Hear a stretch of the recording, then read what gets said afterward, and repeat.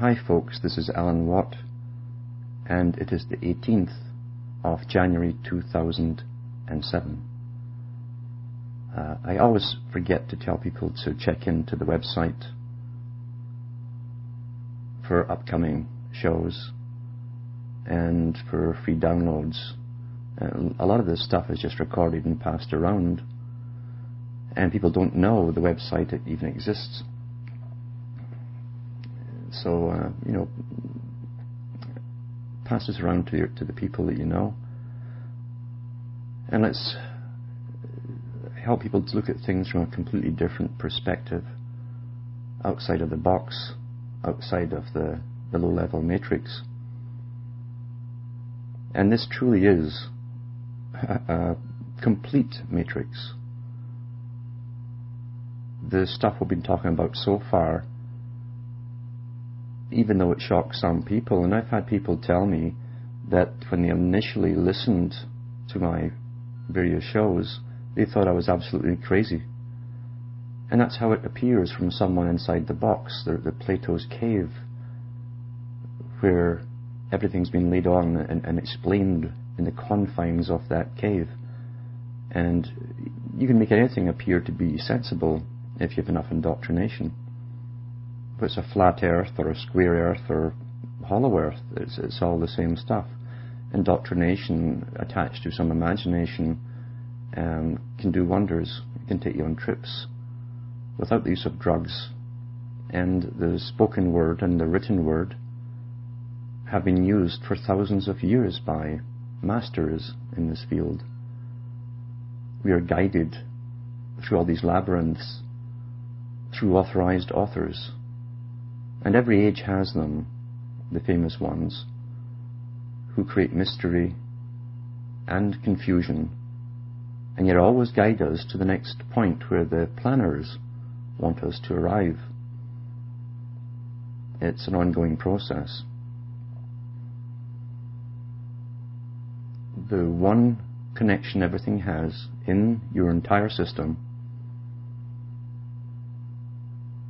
is not a Catholic system or a Protestant system or a Jewish system, a Muslim system, a Buddhist system, or any other type of system. It's a Freemasonic system. The one interlinking web between all, even the triads of China, is Freemasonry. None other. It's interwoven throughout all the religions, all the creeds, all the peoples. From the top of your system at the federal level, in fact from the United Nations level, there's a fraternity of Freemasons in there. Their job is to get all the other ones who thought were fighting each other at one point together.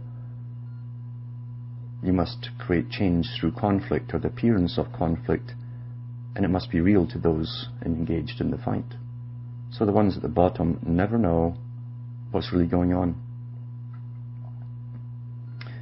A good example of this is what's happened for an awful long time, since England was tampering into the affairs of Ireland and the Troubles, as it's called, the conflict, because they put a Presbyterian crew into Ulster, who became the sort of overlords for a while in the 1800s of Ireland. And this was guaranteed to cause trouble right up to the present time. However, there are different factions that fight against them. The official IRA, as it was called at one time, was actually a communist sect. And then you had the provincial group started up. And out of all of this, as we went through the routine of them eventually seeming to disarm and come to terms in the last few years with England, lo and behold, Ireland is now in the economic union. They have the European Parliament over their heads. Well, there's a freedom for you. So you come out after fighting all this time for some kind of freedom, to find, as you think you're free, or getting there, you're actually under the EU. That's how clever this system is. And many people in Ireland, for instance, are quite happy for the present, because under the rules of the EU, which is just a branch really of the UN, as Karl Marx talked about, they give tax monies as grants to start businesses up for the poorer countries. However, along with those grants they've given to Ireland, they also have the Russian mob who's moved into Ireland big time to get the free grants. There's always a play here with preordained things going on in organizations that kept quiet in the background, and you'd never connect them till you see them moving in. There are strategies going on all the time. But the one thing you'll find, as I say, through all of these conflicting groups, is that there are leaders involved who are also Freemasons. Recently we saw an amazing funeral for President Ford, and people saw a Masonic parade and saw a Masonic funeral, to an extent, at least the exoteric part of it. And Joe Public again chomps on his burger and thinks no more about it, that Freemasonry is interlinked all through his police, all through every board that directs his life to the politicians, to those above the politicians that he sees, through the military, through the secret polices we have all over the world. They're all Freemasons, but we're supposed to just accept it as some kind of natural phenomena, because they have this front for being charitable organizations, even though on their own websites these organizations will give you a public library, which is rubbish, and that they will tell you they have their archives for their own members who must prove their membership. In the Scottish Rite of Freemasonry, they gave a tribute to Brother Ford, and on their site they even put a picture up with all these guys with their suits on, and the little pinafores, the four in front of the pinafore. At one time, pinafores were something that women would use at the kitchen sink, and these guys hardly wash dishes, especially with those funny gloves on. But they have their pinafore, kind of like American Indians, only they have their legs covered, and the pinafore in front. And that's why, of course, in the Pirates of Penzance, the opera, where they go through a mock initiation, in a lot of Masonic terms, in the opera, the ship was called HMS Pinafore. It's flaunted in your face all the time. Here's a blurb they did on their own website at the Scottish Rite of Freemasonry in Washington, D.C. for the southern jurisdiction.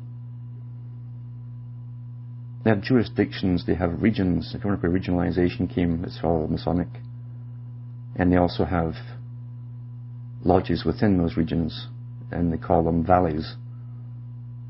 And you'll get that from Francis Bacon's New Atlantis. He talks about the people on the mountains and the valley people. The valley people were the lowest of the low. So with those funny guys with their gloves and their pinafores.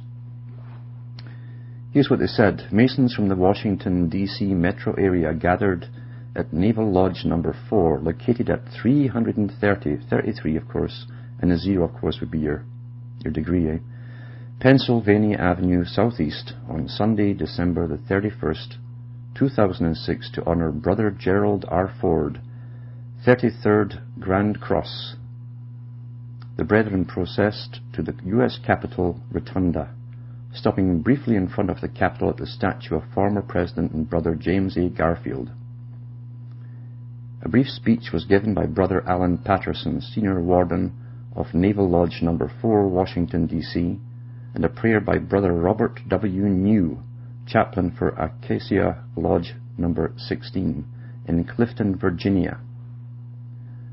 The brethren waited their turn to show their respect and honor to their fallen brother.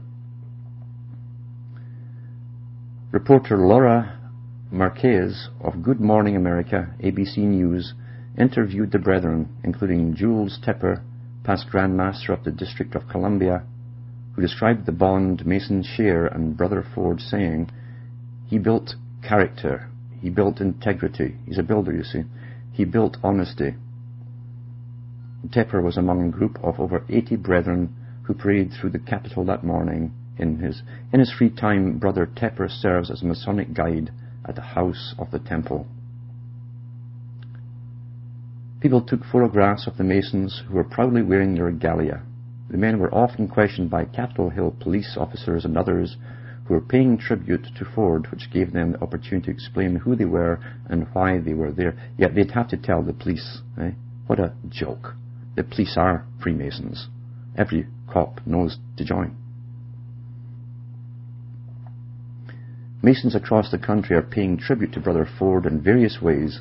In his home state of Michigan, Grand Master Walter F. Wheeler ordered the Freemasons to drape the altars in all 335 Masonic lodges throughout the state for 30 days in memory of the President and brother, the former President and brother.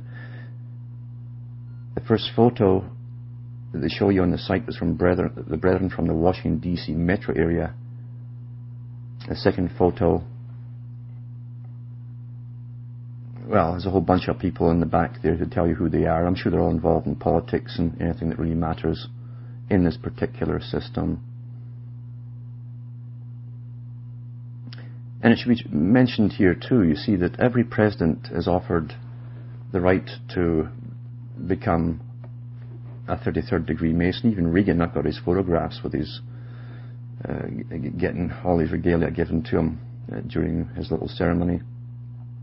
Every president is given the honour of a 33rd degree in Freemasonry. The reason they're given it is because they already are Masons, even in some other lodges, because all Masonic lodges are connected, regardless of what they call it. It's the interwoven system, which is all around us. And we have the same in the female system. There's many names for the same thing. And I've even seen people locally gathering information on locals through gossip, and you know which ones are doing it. And that's how intelligence is gathered on everybody in your little community. Just through plain gossip. The lower Masons, although they think they are builders, are really rough Masons, according to those at the top. They do what they're told to not only keep this system going, but they're told to spread the next part of the agenda amongst the populations. Many editors you'll find are Freemasons because they get up the ranks much quicker. Anyone who's useful in persuading the populations to go in a certain direction on different things they're always pulled out and pushed up much quicker. The ones at the bottom just attend the functions, do an awful lot of speculation, and learn their fun little rituals and think they understand it all. And of course they wear their little aprons to show you that from their loins comes supposedly more perfected beings. And these characters at the bottom haven't been given the intergenerational wives to mate with, so their children are no different than anyone else's, really. They don't even know what's going on, but they're happy with their freebies. So much mystique has been put out by Freemasonry to attract members in, and mystery and fascination and myth. Yet if you go into the actual history of these societies, they always called the majority of the public the profane, those in the darkness, the mob. And it hasn't changed today. They guide the mob, as they say. They're the lights that guide the mob. They take the credit for shaping the educational system, while we know it's nothing but brainwashing. That's the whole agenda of education and guiding the future. Always. During the 1600s and 1700s, the pirates and Rosicrucians, with their skull and bones flag, sailed the oceans just looting and burning ships. Looting and looting and looting. And they didn't simply squander the money that they were looting. It went into a big, big kitty in selected places, including old selected places which the Templars had been using since they pretended to disappear in North America, long before Columbus came here. Then that money was used to raise certain families to the top, to become leaders, and create the foundations which now guide us. Carol quickly talked about the foundations and how they're totally interconnected with the corporations, international corporations, and that the new system, New World Order, will be comprised of these big foundations and corporations, which will be a new feudal type system, with the foundations and corporations being the feudal overlords. And that's already happened. It's here, in fact. All those in the military-industrial complex, all those corporations are part of it. The big companies that made the microchips, and especially the ones that we'll all get chipped with eventually for our brains, are all supra-governmental organizations that even get indirect funding from the taxpayer. There's nothing new at all about public-private when you have the secret services and CIA-type organizations involved. They have many front organizations which actually produce things, especially in the technological area.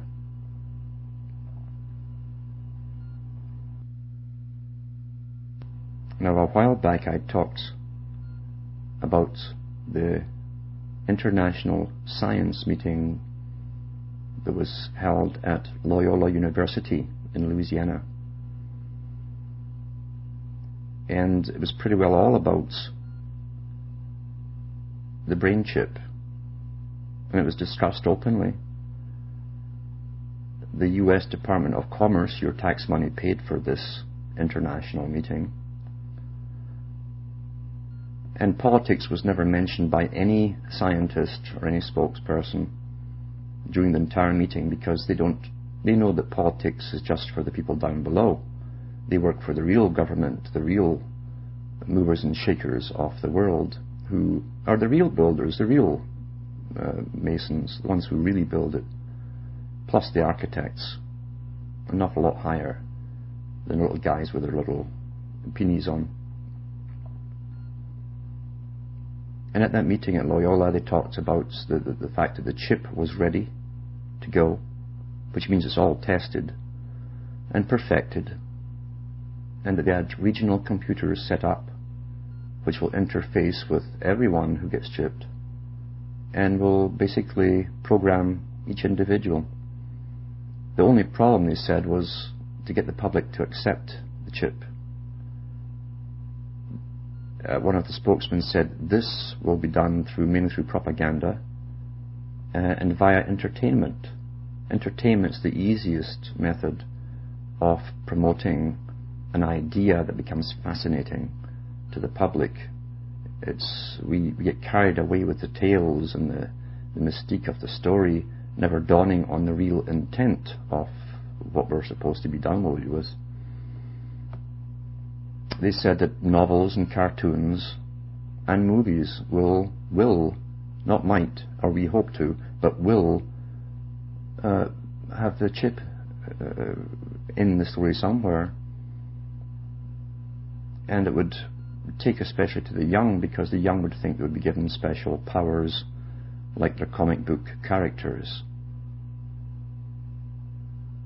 Well, you probably know, I guess a lot of you will already know, that this is being promoted. It's already been out through different movies and cartoons. Now the public broadcasting service, the PBS, which has been one of the main areas for propagandizing the public through all these wildlife programs, etc., that's never ending. And you can find about the sex life of ants, after your dinner and stuff like that. Well, the PBS, of all stations, and the PBS, by the way, is interlinked with the Canadian one and the US. We get the same programs. They just move them around, but it's all the same propaganda. They're putting out a pilot series, an exciting new pilot series. And they've had a lot of the big experts on the futurist societies. Now, the futurist societies is where various scientists gather with novelists primarily, and they dish out grants to certain novelists to write stories around the topics that they're given. It's no different from how science itself works. You guide the course of science by handing out the grants to the scientists. They live on grants their whole lives. So you direct the course of humankind by who you give the grants to and for what purpose. A guy that's trying to cure something will not get the grant. The guy who makes the weapon will, if that happens to be the agenda. It's the same with novels, since that's the main technique of bypassing the censor part of our brain that should warn us about what's going on, makes us wary. It's down when we're being entertained.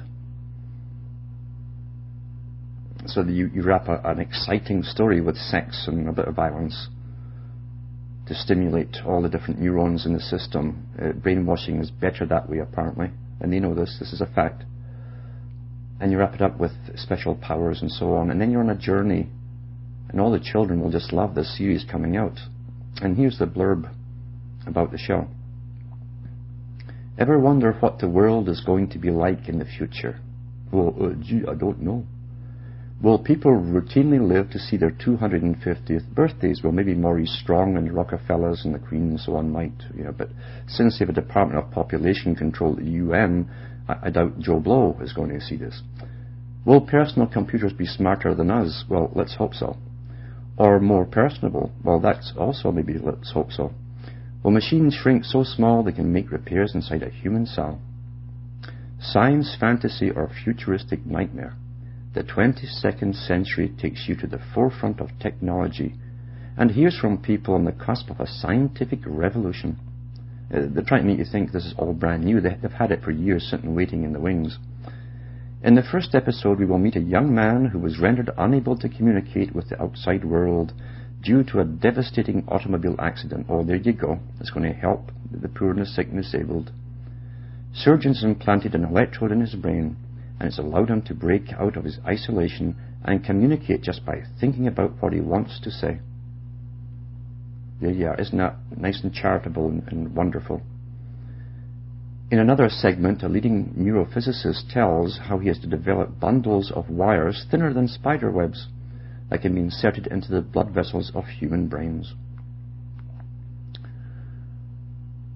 The series is hosted by Robin Robinson. That's an interesting term, Robin Robinson. You see, in the Middle Ages, they had fertility rites, and during the orgy part of the rites, this is for populations in Europe, sort of pre-Christian. It actually continued up through the Christian era. They just don't like to talk about it. They dryly believed it was eradicated very early on. But the offspring of that particular night ended up being called Robinson, and the man who wore the red outfit was called Robin.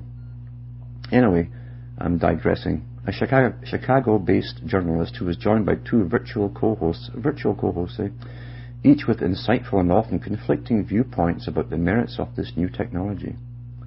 One is an actor playing Aldous Huxley. Well, my. I really am surprised. I'm falling off my chair. Aldous Huxley, the man who was only motivated from his perpetual death state, really. I think they wound him up towards the end and put him on the stage. But he was animated when he talked about putting wires into people's brains in Tavistock, where he worked. The late author of Brave New World, who worried about the dehumanizing consequences of scientific discoveries. He didn't worry about that at all. It takes a human to worry about these things. The other is Orlando Bell. Interesting. A time-travelling visitor from the future who represents the best-case scenario of these technological advancements. Is this a future that will benefit the human race, or will we lose all sense of individuality? Find out more on the premiere episode of the 22nd Century. Interestingly enough, they have a big sign underneath part of the increasingly disconnected personal relationships bit on their site that says submit. Isn't that interesting? Submit. You will be assimilated. And the money that's gone in to this pilot series is big bucks. Big bucks. And you'll find there's big corporations, no doubt professors involved in putting this together, because it has a purpose, a big purpose beyond, like all entertainment does today, beyond simply passing your time for you. This is an important... I'm surprised they never got Spielberg again, unless he's coming into the main series, I don't know. And of course they're going to tell the children that you have telepathic thought. Oh wow. And then there's another bit with a guy with a computer in his skull, and a computer for your eyes, just like the Borg had. You'll be able to have one eye red and you can see in the dark. So that when your wife says, have you been drinking again, you can really say no. Wiring your brain, watch the story.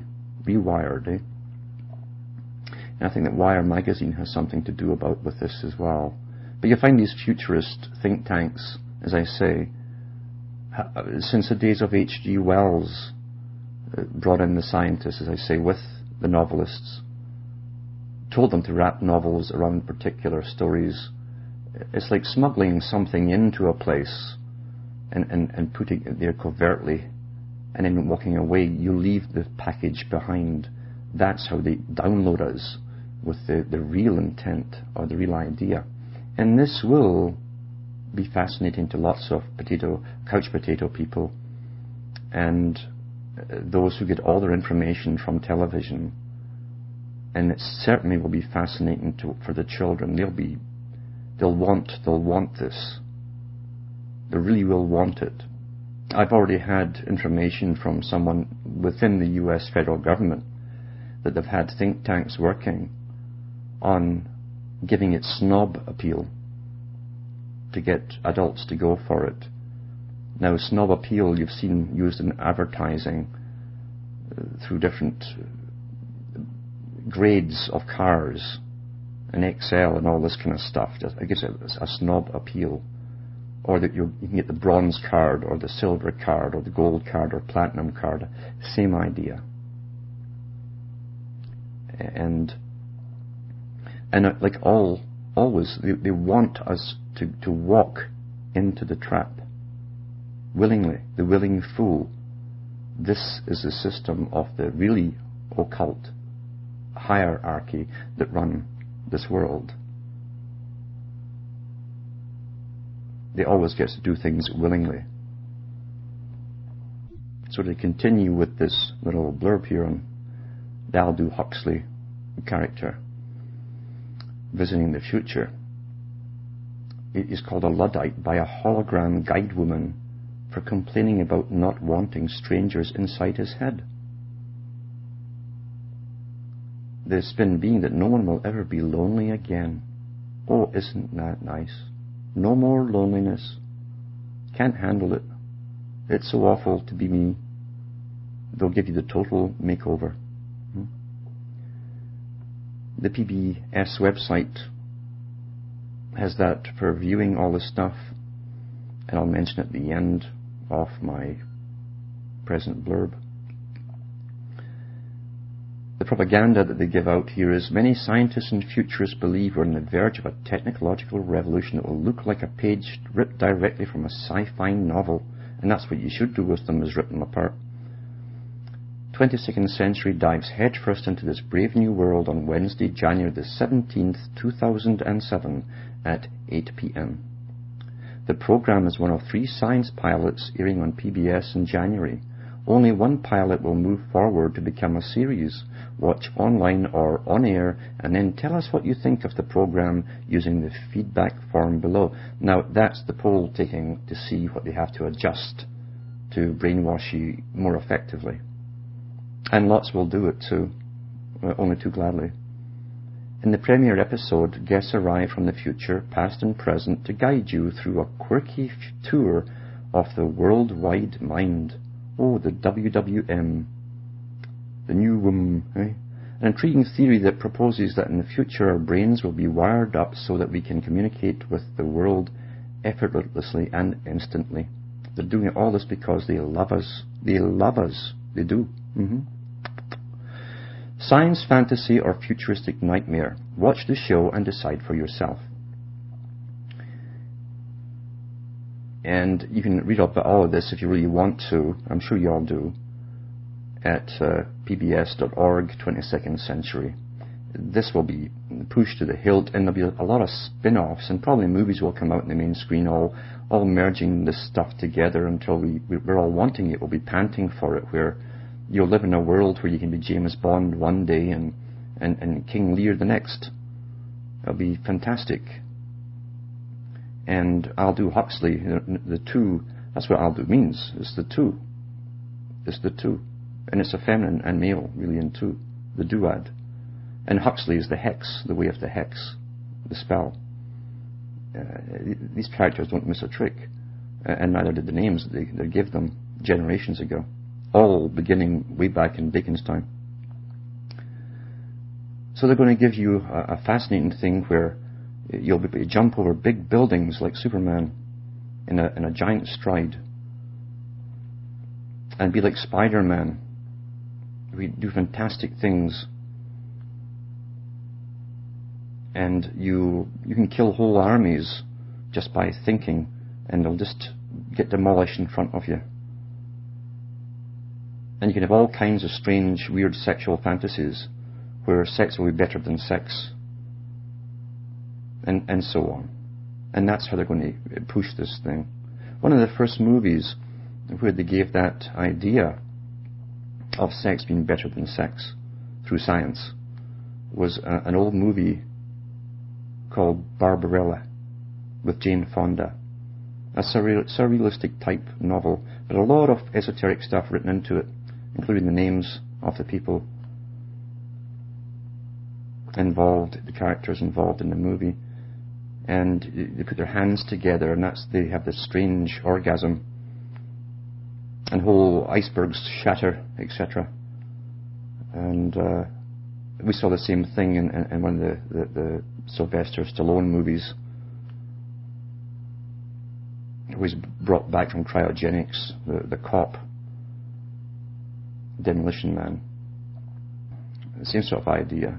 And people will go for this because they will always use the same techniques, and sex never fails. That's why advertising uses it all the time. You never change techniques when they work. You don't have to change them. You simply add something new onto them. And lots of people are obsessed with it today because any drive within a person or a need for survival, whether it's food or sex or whatever, can be pushed to an extreme by constantly advertising it. And that's where you see what people, when they're sitting there watching TV, they sit and eat and eat and eat because there's ads on all the time about smiling faces and how happy you're going to be if you just eat whatever it is you're going to eat. And that's what's been promoted since the 60s non-stop pretty well, was the sexual aspect of things too.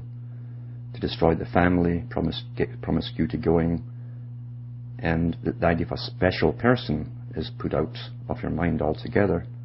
That was decided in the 1800s that would be pushed. And H.G. Wells wrote about it back then when he pushed the free love, they called it at that time, in the 1880s, 1890s. There's nothing new here if you know your history at all. And when you know the future, this is to be expected, this kind of stuff. But you also do understand, by understanding humanity, that many people will go for this. And for those who will not go for it, don't panic, don't worry about it. You can't worry about the other people who will go along with it. And you can't stop them either. If enough crisis is created within the system, which it will be, is gradually increasing, whether you give them a pill that promises to ease their pain and their worry, or a chip, believe you me, the people will take it if it comes to a certain stress point. And initially, I am sure, a chip will have some of the lesser aspects of what they're promoting, but very, very, very low down, that is. And they certainly can stimulate chemical releases within the brain, and hormonal releases in different types. And many kinds of hormones interact with chemicals in the brain to alter your mood, your states, altered states. So you can certainly use that as a mechanical type means of tranquilizer. And many people will take that if they're under enough stress. And we certainly are under stress today, as they give us panic from all directions, and the average individual feels he's powerless or she's powerless.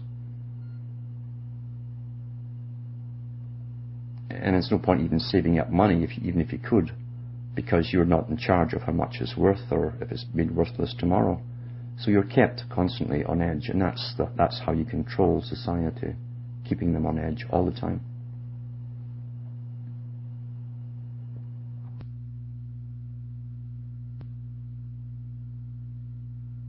Remember that this is an ongoing war, and it's been going on long before you were born, where elites have always gathered and discussed the purpose of humanity and the function of all the lesser peoples, and who has the right to guide it, and what is the function of the lesser peoples.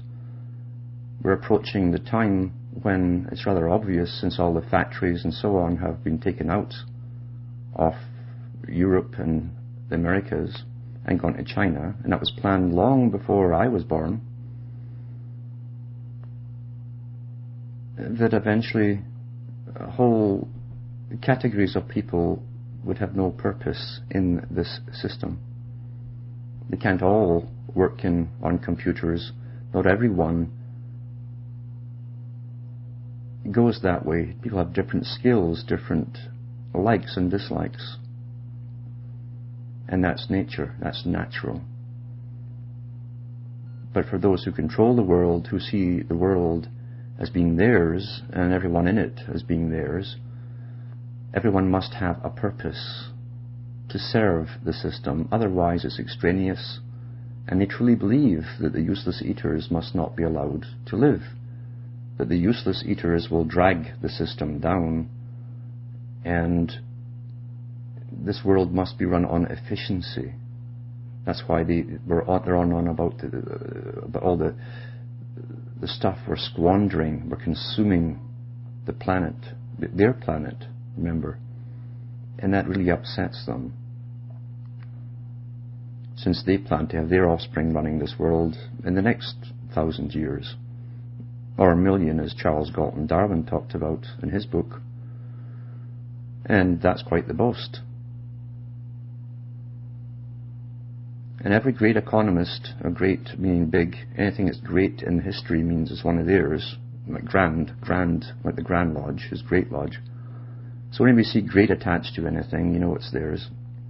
Any great economist in the system, in the history of the system, has been one of theirs, has talked about the coming centuries.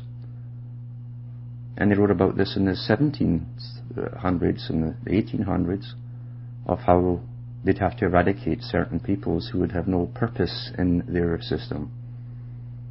All based on evolution, superior and inferior types.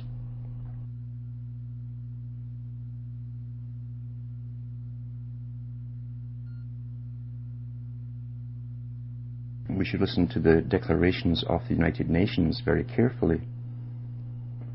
They declared that China is the model state for the entire world.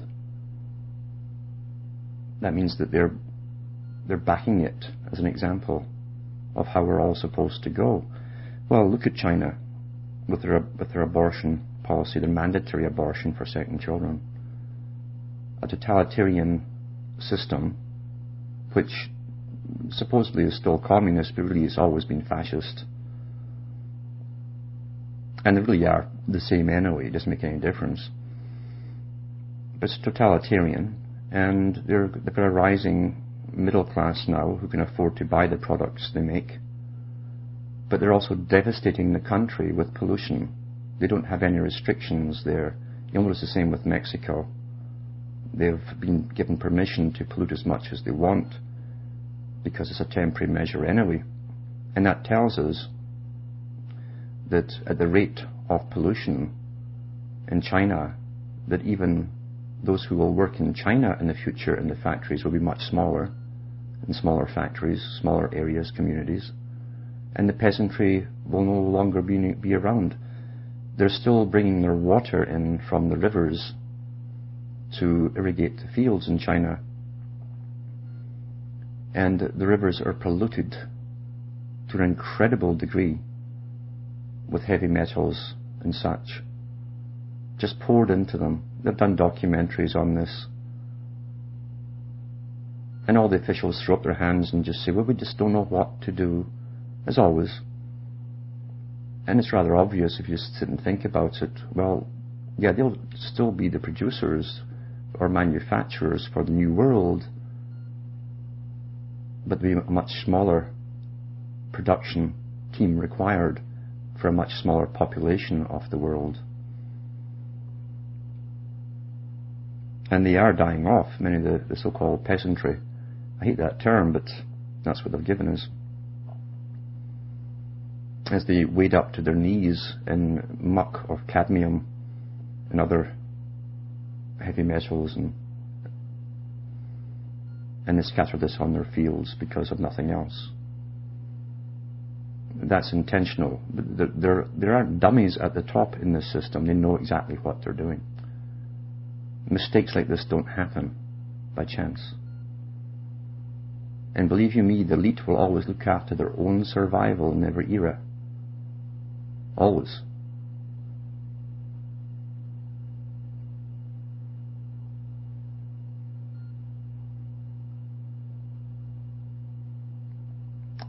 Now think about this chip again for a minute.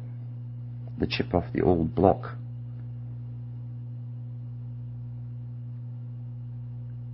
Why would any individual allow his mind to be taken over by a creation of someone else? Whether you live a fantasy in your head, which is electronically induced, or whatever, someone else wrote the program. Someone else is now inside your head with their program, and your thoughts will no longer be your own. Why would you give your right up to be completely dominated, completely 100% dominated, the dream of the tyrants down through the ages? Why would you give it all up and be sold a fantasy? This is part of the dehumanizing process.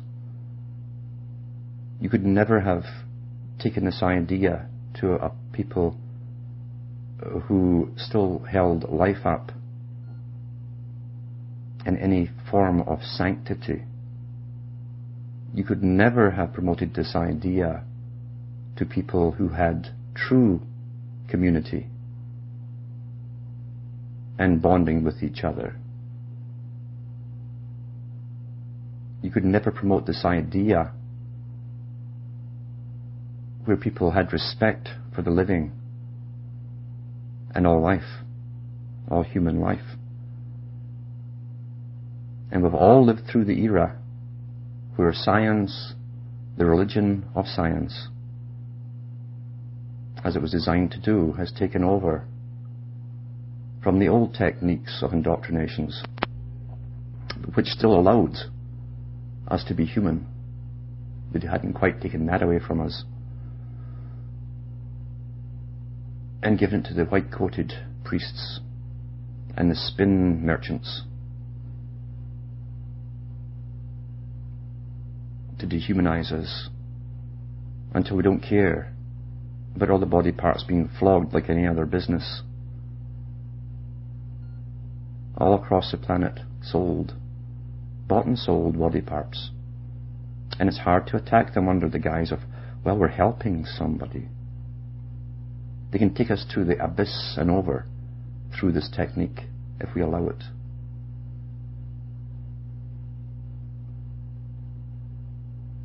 And we've all heard about the aborted fetal tissue being used for inoculations now. They used to use animals, they're using human tissue, and that should be called cannibalism. You see, the taking in of another's flesh in any form, doesn't matter if you eat it or inject it, it's the same thing. It's cannibalism.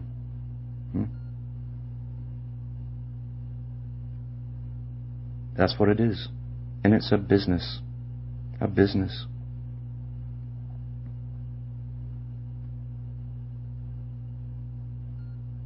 And we're so broken up from each other that we can sit and escape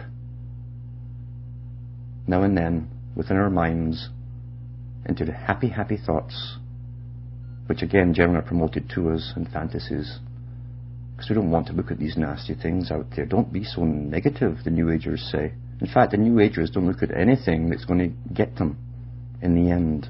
They're perfect. They're perfect.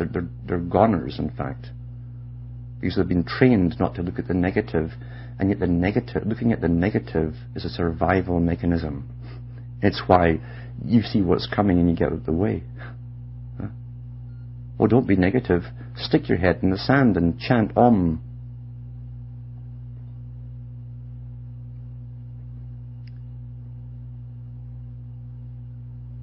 There's no negativity here. When you understand what's happening, you've broken through.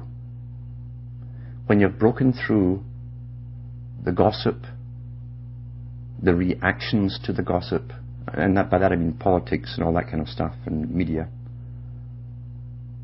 When you've broken through all of that and you don't react in the expected methods of being upset and angry and let's complain to our congressman or our local representative. When you're broken past that and you know you're already run by a super government, and every politician knows this. Every single one knows this.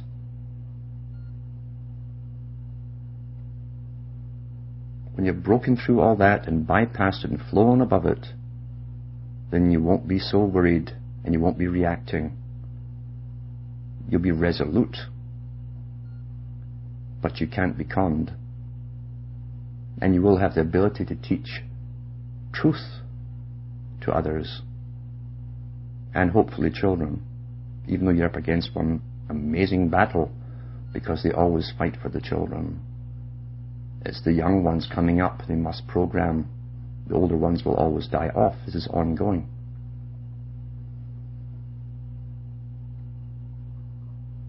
And a true grounding in history with the massacres and the abuse of vast populations by the few must be taught to the children, so that they will be able to see that this chip that's been given us by our benefactors might not be so beneficial after all.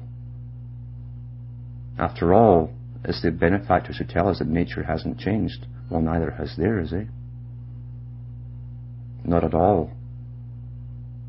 And I think of all the rebellions done through the thousands of years of oppressed peoples, generally who are at the end of their tether, because people don't rebel till they're against a wall. And that itself is a predictable science. They know how far to push people before they kick back, or they scream or shout or whatever, or start throwing stones against tanks and stuff like that. This is an old technique. It's well understood. People like peace, even though they're threatened. They'll go to the very wall before they retaliate, and then they become an organized mob. They have no communications or plan or anything else, and they're up against organization. Well understood. This is organization.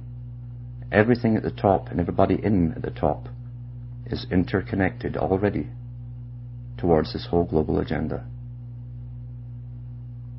But you can certainly teach the children some truths, and don't hold back on the horrors of the past to shield little Tommy from the truth. You're doing him no favours whatsoever. None at all. But people have fought for the freedom not only of what they do or say, and that's been taken away too, and think, for thousands of years, against those who would destroy and steal your whole mind. And through entertainment, they're going to be persuaded, with the added frustration and fear within the life that's coming, the gradual build-up of fear and uncertainty. They're going to go for this chip and give up the only thing they have, the only connection they have to something beyond all of this and everybody in it. The individual connection. The ghost in the machine. You. They'll all be the Borg. Because once enough people have this chip, the real purpose will occur when they throw the switch. And there's no more you, no more daydreams, no more affection, no more joy, tears, laughter, all of that stuff, and sorrow, all part of being human. There'll be none of that. And there'll be no ability to even reach that again. In fact, there'll be no more you. You'll be an efficiently run robot. There is nothing given out to the public that's for the public's benefit. Never has been. It's been to serve the business machine, the driving force. That's what it's been all about up until now. And now they're after your mind as well. Not just the little plot of dirt you sit on, or the labour they tax back from you with money. But they want your mind. And they want everyone's mind. And the children's minds. They want to eradicate all creativity that's outside of their control. The dream that surpasses the dreams of every dictator from the ancient past to the present, and we still have the same ones today. There's no difference in personal makeup. In fact, often it's the same lineages. It's definitely the same religion behind it.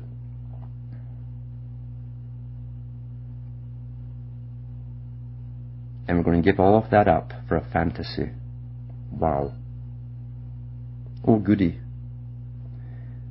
And as Mr. Warwick, that prune, a prune is something, by the way, that starts off rather tasty but tends to go right through you. That prune Warwick, with his little injection in the brain, that's all it will be as he promotes this stuff as an exciting thing to have. We used to call that lobotomies and leucotomies. Anything stuck through your grey matter, you see, kills cells off. But it's in a good cause, you see. You'll have world peace. We'll all be one. Wow. How exciting. Do you know anybody outside yourself you'd like to be or be like? What's wrong with you? Huh? The joy in this life is finding out who you are. And one of the miracles, apart from all the many, many miracles in this life, is when you realize the abundance of different people with different things and different perspectives and views. And at one time they were called characters. You had them all over the place. Today they become so similar. They've been eradicating the characters. What a sad, sad world that would be. The quiet earth, where everybody's quietly working like robots or ants on their programmed tasks. And they're trying to make this exciting because they love you. They love you. Gush, gush, gush. Don't panic. Teach those around you what you know. Don't panic when you tell them. Don't tell them about all the other stuff that you know. You'll terrify them. They're not ready for it. A little bit at a time is all you give them. But the children must be told the histories of the tyrannies on this planet and the ongoing ones too. Don't shield them from it. They must know for their own survival. Thanks for listening. And for me it's good night. And from Hamish the dog it's good night. And may your God go with you.